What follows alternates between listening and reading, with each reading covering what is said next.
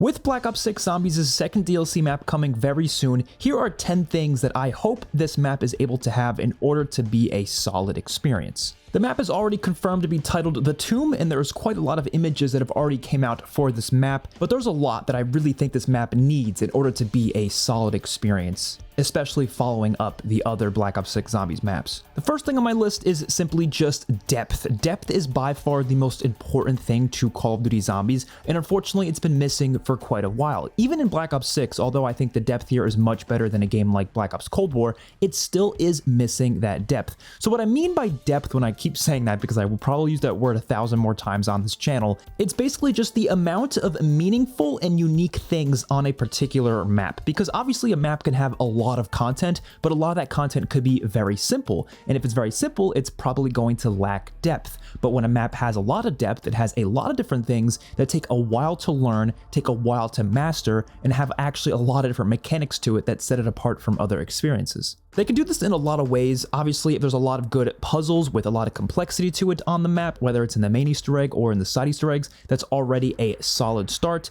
The side Easter eggs in general just should have a level of complexity to them, at least some of them. And then of course the main quest, I would love to have a little bit more complexity to it, at least compared to the other Black Ops 6 maps. Even the core map mechanics deserve at least some level of complexity. Something like Zetsubo no Shima's plant system was a decently complex system. It's not like impossible to learn, any player could figure it out eventually, but it took some time to figure out what combinations of water created what types of plants. And even like weeks later, people were still figuring out new things, like for example, the imprint plant. A lot of people to this day don't even know the imprint plant exists, which always surprises me, but it does exist and it is one of the best features on that map. A lot of things like that are what set that map apart from other experiences. The second thing on my list is amazing and unique visuals to each area on the map. Something that I don't really love about Citadel is that the actual visuals of the map aren't that great. Don't get me wrong, it's not terrible or anything like that. I do like the medieval castle feel of it, but they definitely could have done a step further with the map visuals, considering a map like Der Eisendrache, which also takes place at a medieval castle, does a lot more with its visuals and is a lot more aesthetically pleasing,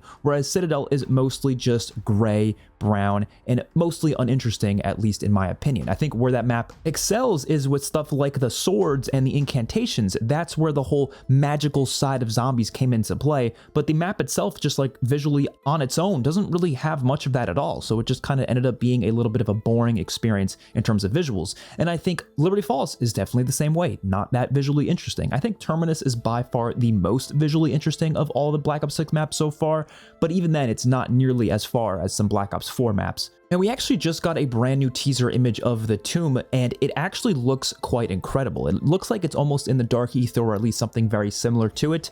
And I really hope it doesn't have that usual Dark Ether look with the purple skybox and the crystals and everything like that. And the image itself doesn't have color to it, so it's hard to tell what the color scheme is going to be. But I'm really hoping it goes for a yellowish brown sort of look to it, or maybe even green in there as well. Like something that just looks very different in terms of its color aesthetic compared to the normal blue and purple skybox of the Dark Ether. But this image looks incredible. There's definitely a lot of like premium materia in it. There's giant mushrooms. Like it definitely looks like it's going to have a unique vibe that's going to set itself apart from other areas of the map. So I'm definitely looking forward to this. I think it probably will be the best looking map in Black Ops 6, at least so far. Hopefully it delivers on that front. Next up, I'm hoping for a lot of different chaos story elements. Now, I was hoping to see some of that on Citadel, but unfortunately, we really didn't get much of that at all, except for the little musical cue when speaking to Kraft, and obviously the storyline is headed in that direction. But they didn't go far with any of the other visuals. We didn't get like the Chaos Mystery Box or the Chaos Pack-a-Punch, which I was hoping for that,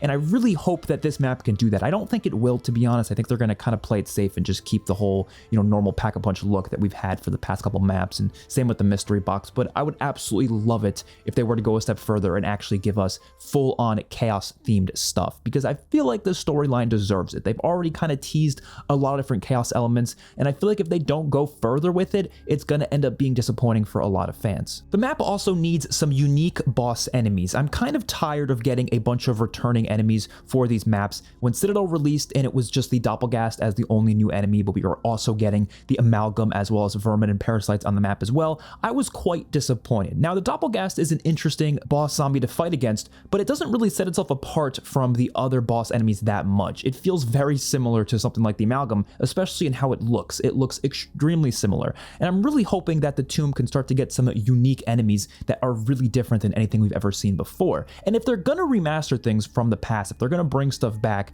that's honestly okay with me, just not with Black Ops 6 maps themselves. I don't want to see the parasites on this map. I don't want to see vermin. I definitely don't want to see manglers. I don't want to see the Amalgam. I don't want to see the Doppelgast. I want none of those. Maybe Hellhounds, because Hellhounds haven't been in Black Ops 6 yet. I would be fine with those returning. I would be okay with, honestly, the Disciples returning as well. Even though I would prefer they didn't, I would rather that than a Black Ops 6 enemy, because at least Disciples haven't been in Black Ops 6 yet. But ideally, I want new boss enemies. I want maybe like mummies of some sort, because obviously this map seems like it's going to have that sort of ancient underground ruins aesthetic to it, so mummies would fit that pretty well. And they've actually already had a mummy sort of thing in Modern Warfare 2's The Haunting event with the Pharaoh, and there actually was some rumors that the animations used in that Haunting event with the Pharaoh boss itself were going to be used in Black Ops 6 in some way, shape, or form. And we haven't seen those animations being used yet, so perhaps this map will be using those same animations from the Pharaoh from the Haunting event. That would be really cool, and that would be a reusing of assets that I would be perfectly okay with, because the Haunting event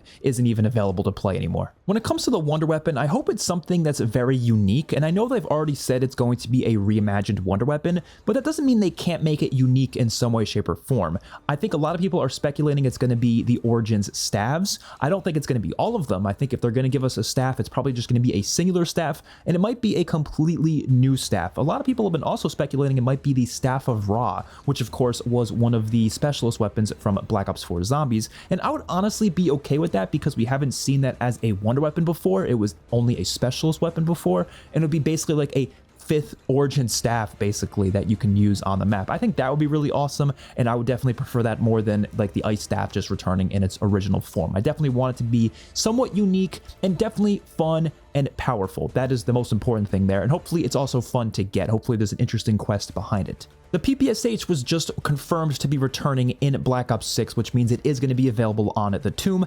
But one thing I really hope about the PPSH is that I hope it's going to be really powerful in zombies. I hope it ends up being one of the best weapons, because unfortunately with the new point system, a lot of SMGs just aren't as useful as they were in the past, because they used to be so good at getting points in the past. So nowadays they have to really make sure the SMGs are as good as humanly possible if people are going to use them over stuff like shotguns or assault rifles. And I think they can definitely do that with the PPSH. Give it a really high fire rate, just like it did back in World at War, make it one of the best guns in the game, and that would be really, really awesome. I also hope it's a wall buy on the Tomb, not on all the maps of course, but just on the Tomb, because it is the first map that they're adding it to, and I do kind of miss the idea of having like map unique weapons, so having it be a wall buy will at least make it somewhat unique to this map in the sense that you can just buy it off the wall. Kevin Sherwood and the rest of the music team for Treyarch have been absolutely killing it with the music in this game, but one thing that I do feel like Black Ops 6 is missing is area-specific music. They started doing this back in Mob of the Dead with Black Ops 2 and continued into Black Ops 3 and Black Ops 4, and it was one of the best parts of Zombies and one of the most important aspects of a map, because it made each area of the map feel so unique in the sense that even the music underscore was different depending on where you are. Now, Black Ops 6 unfortunately doesn't really have a lot of this. There is a little bit of it in some areas on the map. I believe each map has like maybe one or two specific area themes on the map. The rest of the music is exclusive to either like round change music, obviously the main Easter egg song, and then obviously when you're doing the Easter egg, there's lots of different music included within different steps of the main Easter egg, and all that music is great, but I miss the aspect of having like underscores to the map when you're just regularly playing the map. Go back to a map like Ancient Evil. When you go to the underworld area of the map, these completely separate area of the map after you take Pegasus, the music completely changes into a very different tone, and it adds to the atmosphere quite a lot. You go to something like Blood of the Dead in Black Ops 4, you also have a very interesting piece of music that is so beautiful that only plays when you're on the rooftops of Blood of the Dead. That is really cool, and I think they need more of that, and I don't necessarily think they're going to just randomly start doing it it more so in this map compared to the prior Black Ops 6 maps, but it's just something that I really think these maps need in order to have a lot more uniqueness to them. Early round progression is one of the most important aspects of any zombies map, and I do feel like, especially with the new point system, early round progression just hasn't been that interesting in quite a while, but there's definitely things they can do to make early round progression interesting even with this new point system. I mean, go back to Black Ops 4, that had this new point system, at least a similar version of it, yet the early round progression sometimes was actually quite interesting, especially on a map like Ancient Evil. So I'm hoping they're going to be able to find a way to make this map have an interesting early round progression with a lot of different things that you're able to do in order to progress, rather than just killing zombies and then buying doors to get that in the next place. I want there to be a little bit more to it in each area of the map as you're going through it. I think that would make the map a lot more enjoyable. A good Easter egg reward is absolutely necessary for this map. Unfortunately, the past couple maps haven't really had like the best Easter egg rewards that they could possibly do. Now, don't get me wrong, it's more than we usually get. Most of the time, Easter egg rewards are inexistent, which I'm very thankful Black Ops 6 at least gives us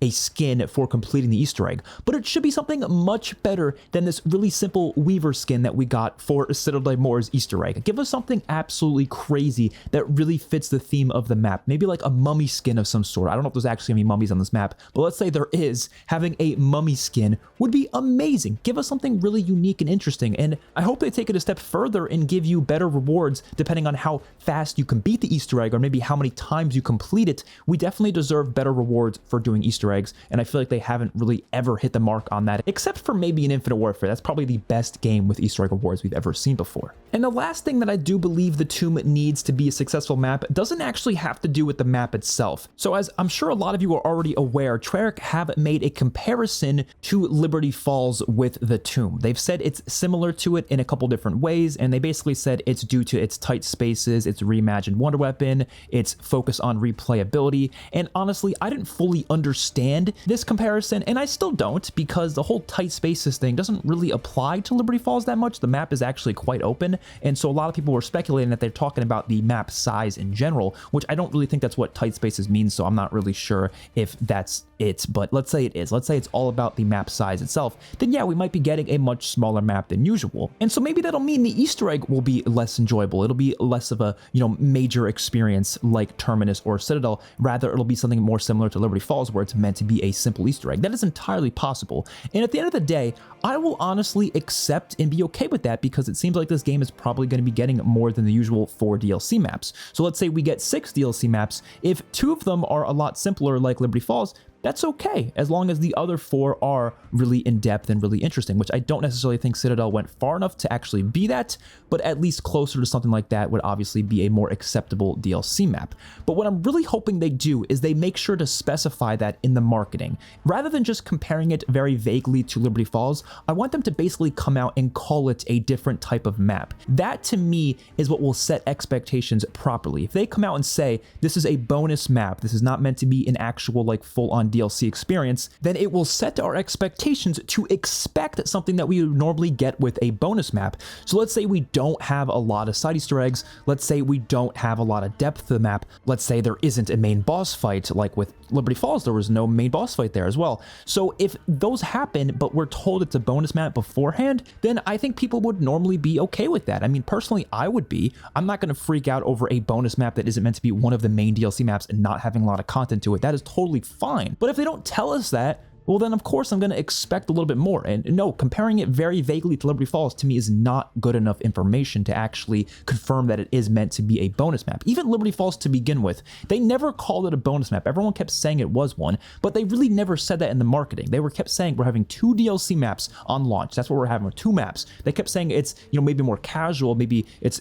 easier, but they were never specifically calling it a bonus map. So I did go into Liberty Falls expecting a little more than what we got. I was actually expecting a full-on boss fight with its Easter egg, and they just didn't have that, so I was a little underwhelmed. And I don't want the same thing to happen here. Now, of course, I could just force my expectations to be lower than I want them to be, but to me, that's just not what I normally do. I'm gonna go off of what they've already told us, and they haven't really said anything that's confirming that it's meant to be a bonus map. They've not said that. They've gave, again, those vague comparisons, but that's it. So I would like them to actually straight up just say, this is a bonus map or something like that, if it's supposed to be that. And if it's not supposed to be that, then cool, let's see what they can do. Overall, I'm very excited for the Tomb, which is releasing on January 28th, which is a Tuesday. I will, of course, be covering it as much as I possibly can and all the teasers that will likely be coming in the next week leading up to that date. Hopefully you guys enjoyed. I will see you guys in the next one. Peace out.